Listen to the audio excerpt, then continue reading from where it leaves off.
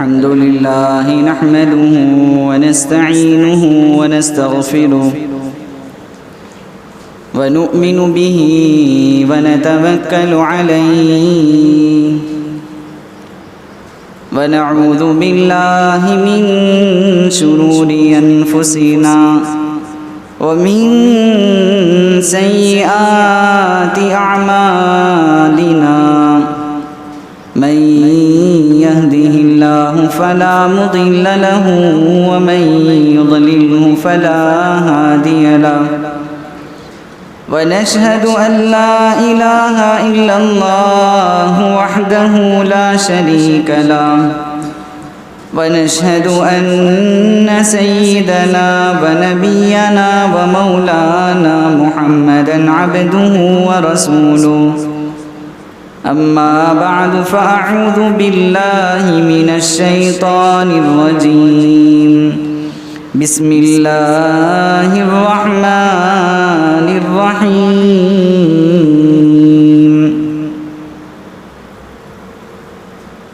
اقرأ باسم ربك الذي خلق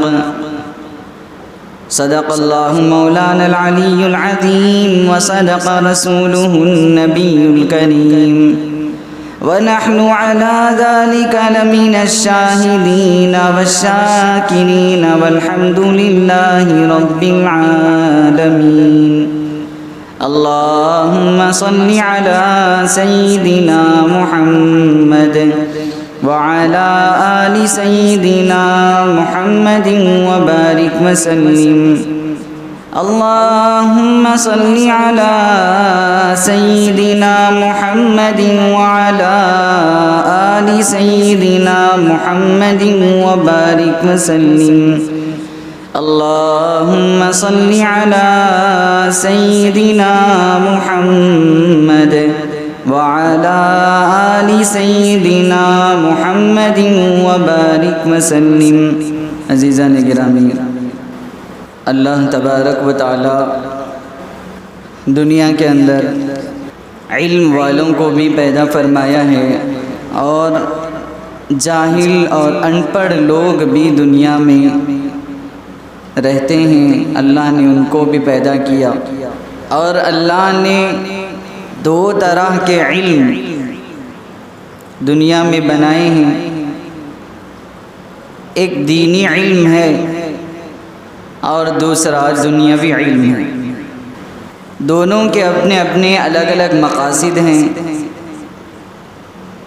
دونوں کے اپنے اپنے الگ نقطۂ نظر ہیں، اور دنیا کے اندر دنیاوی تعلیم حاصل کرنے والا اس کے بارے میں کوئی ایک گارنٹی نہیں دے سکتا کہ ہر دنیاوی تعلیم کا حاصل کرنے والا انسان 100% ایک اونچی زندگی اور اپنی من چاہی زندگی گزارے گا اور من چاہی اس کو نوکری ملے گی اور من چاہا وہ اپنا مقام حاصل کرے گا، اس کی کوئی گارنٹی نہیں۔ لیکن جب کوئی دینی تعلیم حاصل کرتا ہے اور دینی تعلیم کے حاصل کرنے میں اگر اس کا مقصد دینی تعلیم کے حاصل کرنے میں اگر اس کے اندر اخلاص اور للہیت اور دینی تعلیم کے حاصل کرنے کا اس کا مقصد اللہ کی رضا ہو، تو پھر انسان دنیا کے اندر بھی عافیت اور راحت والی زندگی گزارتا ہے اور آخرت میں بھی اللہ کے یہاں وہ اونچے درجات کو حاصل کرے گا۔ آج کے دور میں تعلیم کا تو شور ہے، علم کے حاصل کرنے کا جذبہ تو ہر ایک ماں باپ کے اندر یہ موجزن ہے کہ ہمارے بچے کو کسی طرح علم حاصل کروا دیا جائے، کسی طرح بچے کو علم پڑھا دیا جائے، اور چھوٹے سے چھوٹے معصوم سے معصوم بچے کو، جس کو ابھی کپڑا پہننے کا سلیقہ تک نہیں آتا، جس کو ابھی بات کرنے کا سلیقہ تک نہیں آتا، جسے پتہ نہیں ہے کہ بک کو کس طرح، کتاب کو کس طرح پکڑا جاتا ہے، وہ ایسے معصوم بچوں کو بھی ماں باپ نرسری کے لیے اور پھر اسکول میں پڑھانے کے لیے اس کو بستہ دے کر کے بھیج دیا کرتے ہیں۔ بڑی خوش نصیبی کی بات ہے اور خوش ہونے والی بات ہے کہ ہاں، معصوم سے معصوم بچے کو بھی علم کے پڑھانے کا جذبہ ماں باپ کے دلوں کے اندر ہے۔ لیکن میرے بھائیوں، آج کا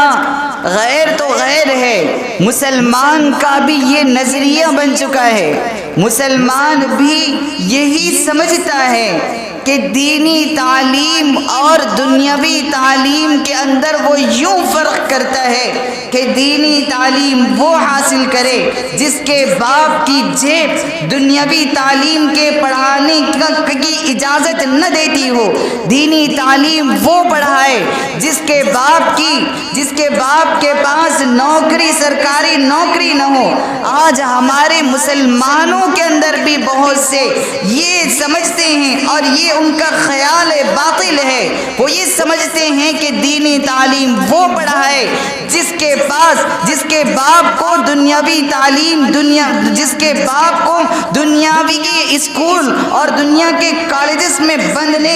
پڑھانے کے لیے، فیس باندھنے کے لیے پیسے نہ ہوتے ہوں، ایسے ماں باپ اپنے بچوں کو دینی تعلیم پڑھائے تو پھر آپ نے دیکھا ہوگا آج نتائج کس طرح ہمارے سامنے، آنکھوں کے سامنے نظر آتے ہیں کہ دینی تعلیم سے دور رکھنے کا نتیجہ یہ ہوتا ہے کہ آج کا مسلمان بظاہر مسلمان نظر آتا ہے، لیکن عقیدے کے اعتبار سے بالکل وہ کفرستان میں گویا زندگی گزارتا ہے، یوں نظر آتا ہے۔ آج کے مسلمانوں کے اندر کبھی مسلمانوں کی یہ پہچان تھی، کبھی مسلمان کی یہ پہچان تھی کہ وہ سر پہ ٹوپی رکھتا تھا اور چہرے پہ داڑھی سجاتا تھا،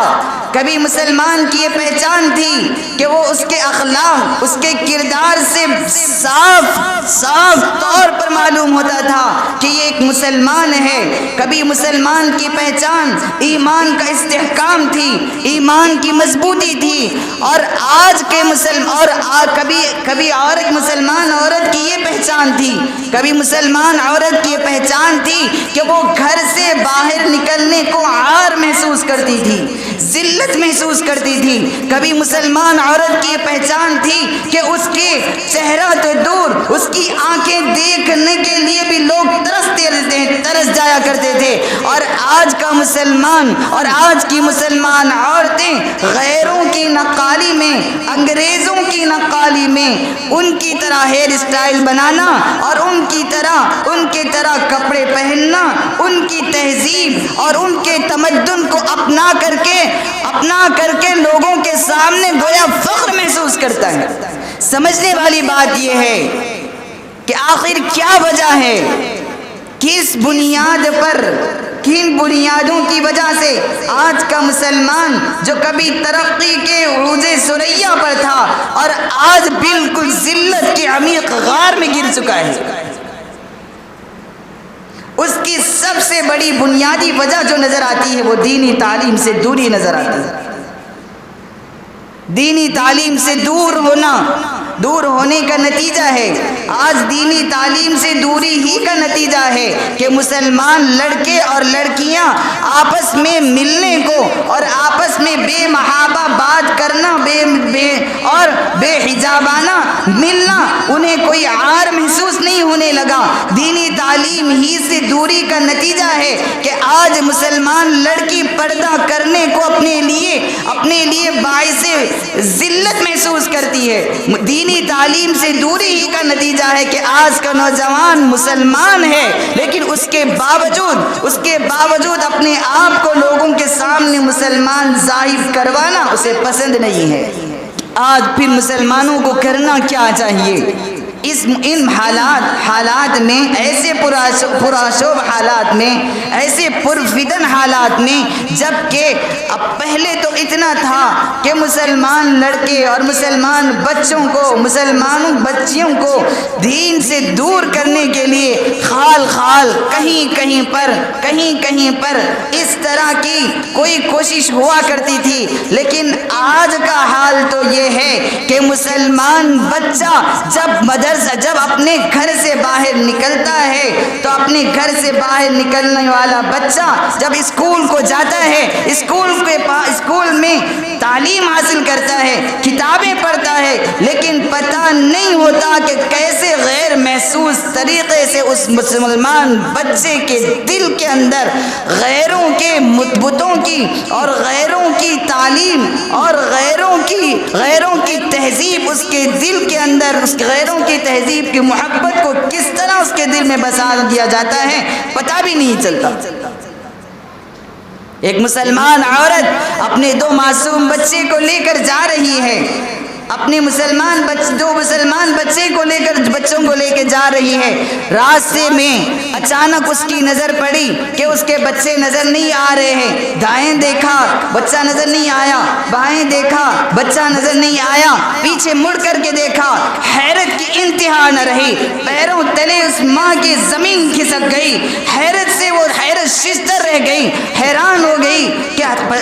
اپنے بچوں کو دیکھا کہ ایک چرچ ہے، چرچ کے سامنے وہ دونوں معصوم بچے دونوں ہاتھ اٹھا کر کے وہ گویا اس طرح پریئر کر رہے ہیں، اس طرح وہ عبادت کر رہے ہیں گویا کہ عیسائی عبادت کرتے ہیں۔ حیران رہ گئی، بچوں سے پوچھا کہ بچوں بتاؤ یہ تم نے کیا کیا ہے؟ بچے کہنے لگے کہ ہم یہاں عبادت کر رہے ہیں، ہم اس طرح اپنے اللہ کو یاد کر رہے ہیں۔ ماں نے پوچھا کہ بیٹا یہ تو اللہ کی عبادت کرنے کا کوئی طریقہ نہیں ہے، یہ تو غیروں کا طریقہ ہے، مسلمان کا طریقہ تو نہیں ہے۔ تو بچے کہنے لگے کہ ماں یہ آج آپ پہلی مرتبہ دیکھ رہی ہیں، یہ تو ہم ہر روز جب ہم اسکول میں ہم داخل ہوتے ہیں، جب ہمارا ترانہ ہوتا ہے، جب ہماری گیت ہوتی ہے تو ہم ہر روز اس طرح کا پریئر کرتے ہیں۔ میرے بھائیوں، دینی تعلیم آج سب سے زیادہ ضرورت بن گئی ہے مسلمانوں کے لیے، اور اس کے لیے سب سے بنیادی کہ دینی تعلیم کو کہاں پڑھایا جائے۔ آج تو ایسا ہو گیا ہے کہ جو مسلمان سرمایہ دار ہیں، مالدار ہیں اور اہل ثروت ہیں، انہوں نے اگر اسکول بھی قائم کیے ہیں، کالجز بھی اگر قائم کیے ہیں، تو وہاں پر بھی برائے نام دینیات کو اور اسلامیات کو شامل کر لیا گیا، اور پڑھانے والا استاد بھی برائے نام دینی تعلیم پڑھاتا ہے، برائے نام دینیات پڑھاتا ہے۔ ورنہ تو اسکول اور کالجز کے اندر خود مسلمانوں کا ہے، لیکن اس کے باوجود بھی وہاں کے مسلمان کو قرآن پڑھنا نہیں آتا، دینی تعلیم کی بنیادی معلومات اسے حاصل نہیں ہوتی۔ تو اس وقت ہمارے معصوم بچے جن کا ذہن بالکل پاک ہوتا ہے، صاف ہوتا ہے، جو بچے کو، معصوم بچے کو بچپن میں جو تعلیم دی جاتی ہے، بچپن میں جو اسے سکھایا جاتا ہے، بچپن میں جو اسے پڑھایا جاتا ہے، وہ بچپن تک اس کے ذہن اور دل و دماغ میں محفوظ ہوتی ہے۔ بچپن میں جو کچھ اسے پڑھایا جاتا ہے تو وہ تا حیات اس کے دل کے اندر، اس کے دماغ کے اندر نقش ہو جاتی ہے۔ اس معصوم بچوں کو تعلیم دینے کے لیے، اس کے لیے سب سے بڑی بنیادی جگہ جو ہوتی ہے وہ ہے مساجد۔ اسے کہتے ہیں مکتب کا قیام کرنا۔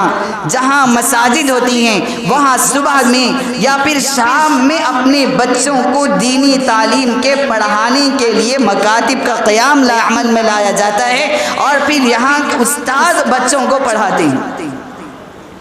میرے بھائیوں،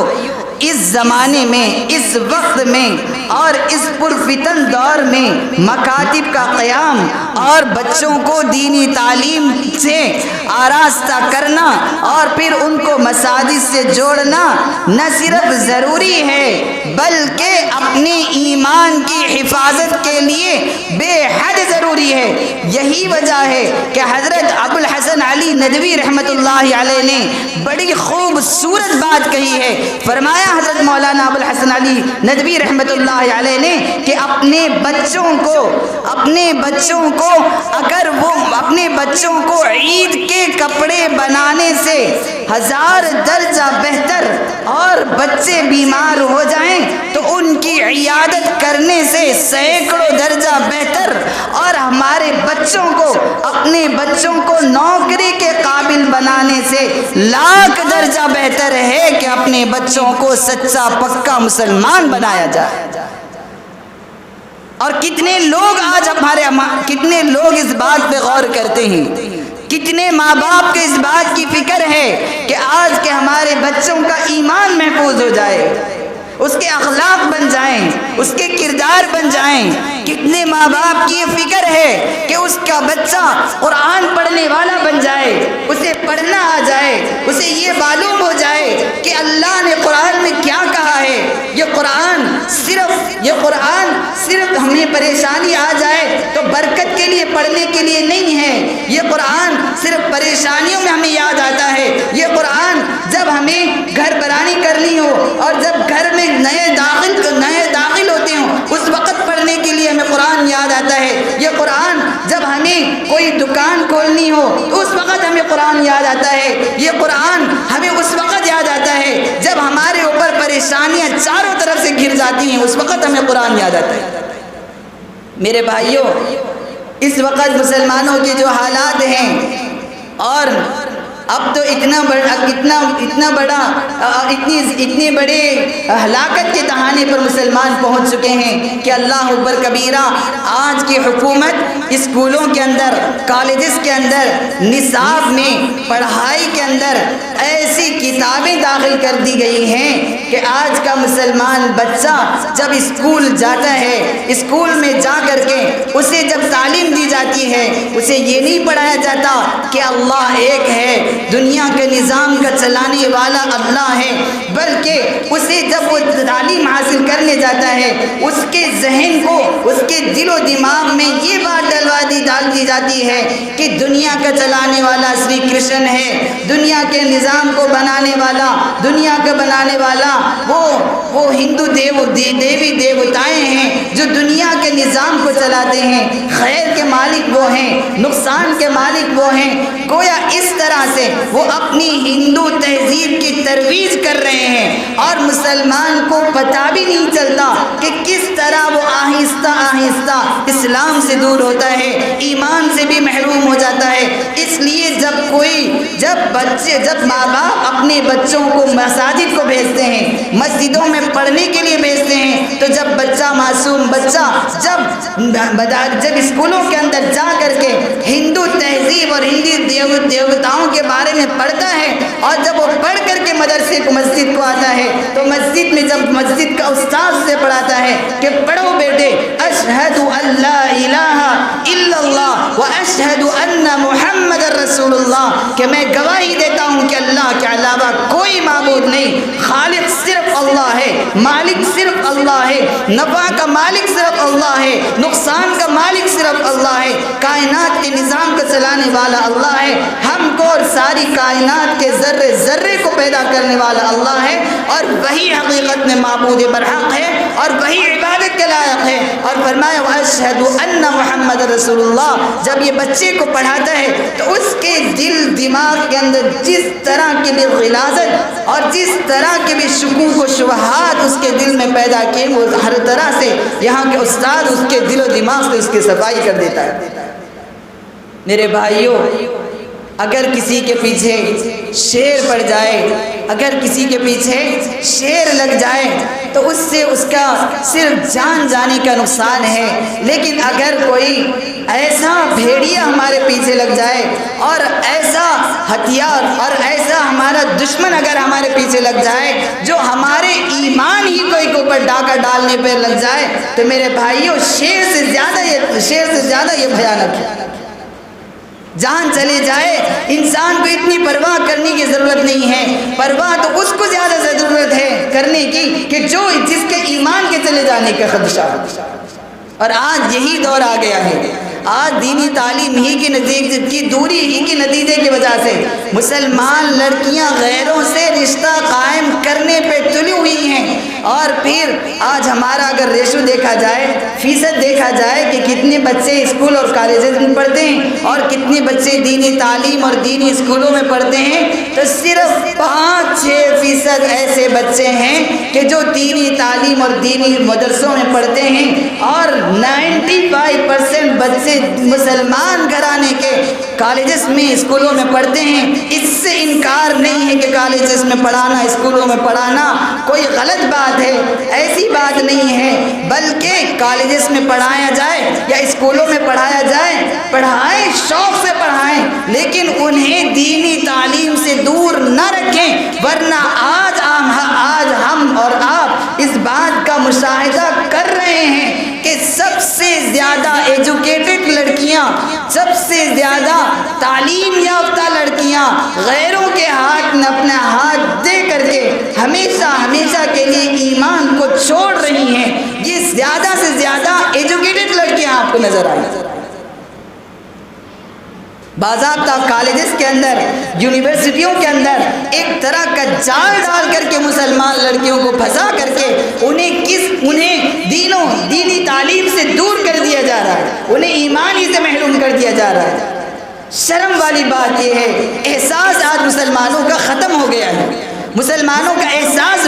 مسلمان سوئے پڑے ہوئے ہیں، مسلمان بیدار ہونے کے لیے تیار نہیں ہے، وہ چاہتا ہی نہیں ہے کہ بھئی ہمارے اندر تبدیلی لایا جائے، معاشرے کے اندر تبدیلی لائی جائے۔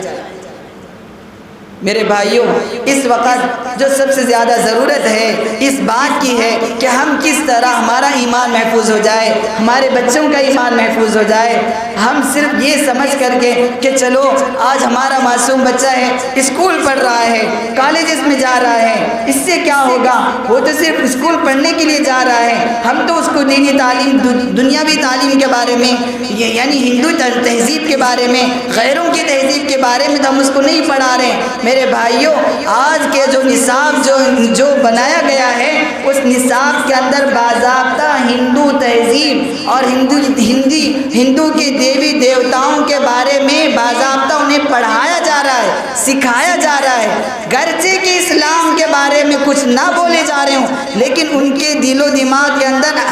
ایک طرح سے ہندو تہذیب کی محبت، ہندو دیوی دیوتاؤں کی محبت ان کے دلوں میں ڈالی جا رہی ہے۔ جب بچہ یہی باتیں پڑھ کر کے، یہی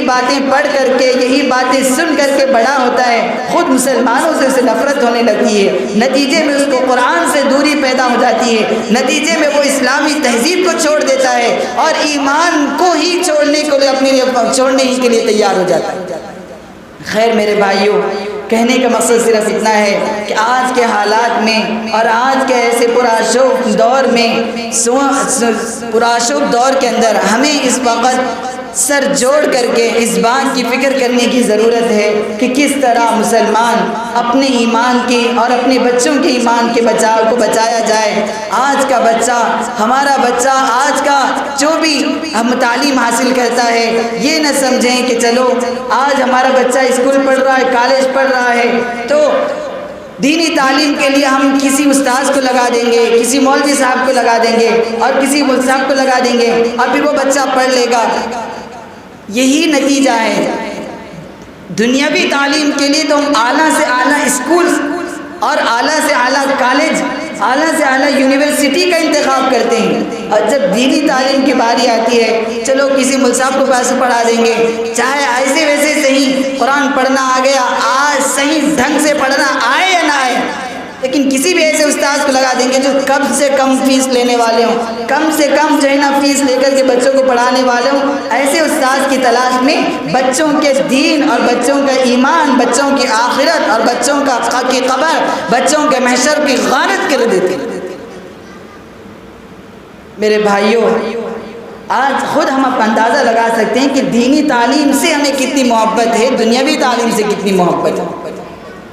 دینی تعلیم کے اوپر خرچ کرنے کے لیے کوئی تیار نہیں، دنیاوی تعلیم کے لیے تیار ہے، قرضے اٹھا کر کے لاکھوں روپے دینے کے لیے تیار ہے، گرچہ کہ اس کے بارے میں کوئی گارنٹی نہیں ہے کہ وہ پڑھنے کے بعد وہ پھر نوکری بھی ملے گی کہ نہیں ملے گی،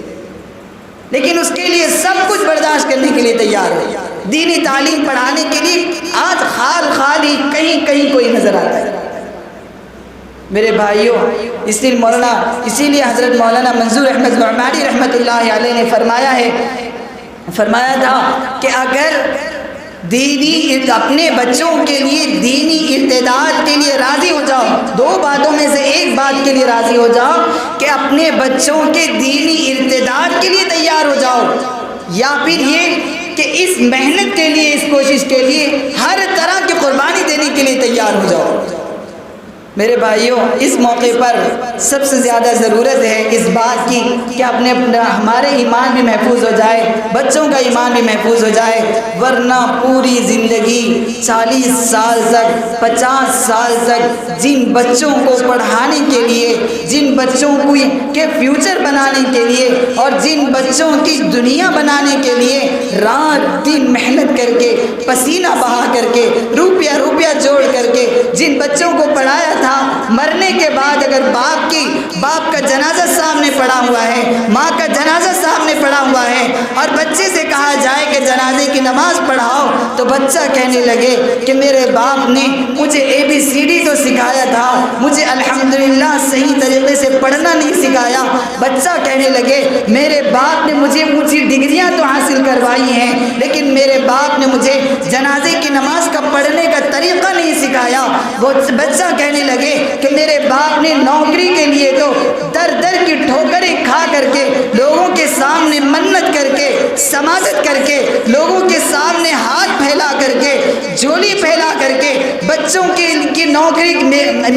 میری نوکری کے لیے جھولیاں پھیلائی تھی، لیکن میری تعلیم کے لیے، دینی تعلیم کے لیے، قرآن کی درستگی کے لیے، دین کی بنیادی تعلیمات سے آراستہ کرنے کے لیے کسی استاذ کے پاس اس نے اپنا دامن نہیں پھیلایا، کسی استاذ کے سامنے اس نے ریکویسٹ نہیں کی، کسی استاذ کے سامنے اس نے اپنی گزارش پیش نہیں کی، لہٰذا میں اسے ABCD تو سنا سکتا ہوں، میں اس کو دنیا کی کوئی کتاب آ جائے، انگلش کی کتاب تو سنا سکتا ہوں، تیلگو کی کتاب تو اسے سنا سکتا ہوں، لیکن قرآن نہیں سنا سکتا۔ میں اپنے باپ کے سگے باپ کا جنازہ پڑھاؤں، یہ میرے اندر اتنی اہلیت نہیں ہے۔ اس موقع پر افسوس کرنے کے بجائے اور کیا حاصل ہوگا؟ اس لیے اب ایسے پرآشوب دور میں اور پرفتن حالات میں ہمیں چاہیے کہ ایسے وقت میں اپنے بچوں کو، اگر ہمارے بچوں کا ایمان بچانا ہے، ہمارے بچوں کی قبر بن جائے اور ہمارے لیے آخرت میں ذخیرہ بن جائے، اس کے لیے محنت ایک تو یہ کریں کہ اپنے بچوں کو مساجد کے ساتھ جوڑے رکھیں، اور مسجد کے اندر شام کے وقت میں، کہیں پر صبح میں تعلیم ہوتی ہے، کہیں شام میں تعلیم ہوتی ہے، تو اس موقع پر اپنے بچوں کو شام میں یا صبح میں تعلیم کے لیے روانہ کریں۔ کالجز یونیورسٹیوں کے اندر تو پڑھنے کے لیے 8 گھنٹے پڑھتے ہیں، یہاں کم از کم ایک آدھا گھنٹہ، پون گھنٹہ پڑھنے کے لیے اپنے بچوں کو بھیجیں، تاکہ ان کے دنیا بھی بن جائے اور آخرت بھی بن جائے۔ اللہ تبارک و تعالیٰ سے دعا کریں کہ اللہ تبارک و تعالیٰ ہمارے ایمان کی حفاظت فرمائے، ہمارے بچوں کے ایمان کی حفاظت فرمائے، ہمارے گھر والے اور اہل خانے کے اللہ ایمان کی حفاظت فرمائے، اور ایمان کی حالت میں اللہ ہمیں دنیا سے اللہ اپنے پاس بلائے، اور ایمان کی حالت میں اللہ کلمے والی موت ہم سب کو نصیب فرمائے، ہمارے اولاد کو نصیب فرمائے۔ آمین۔ وآخر دعوانا الحمدللہ رب العالمین۔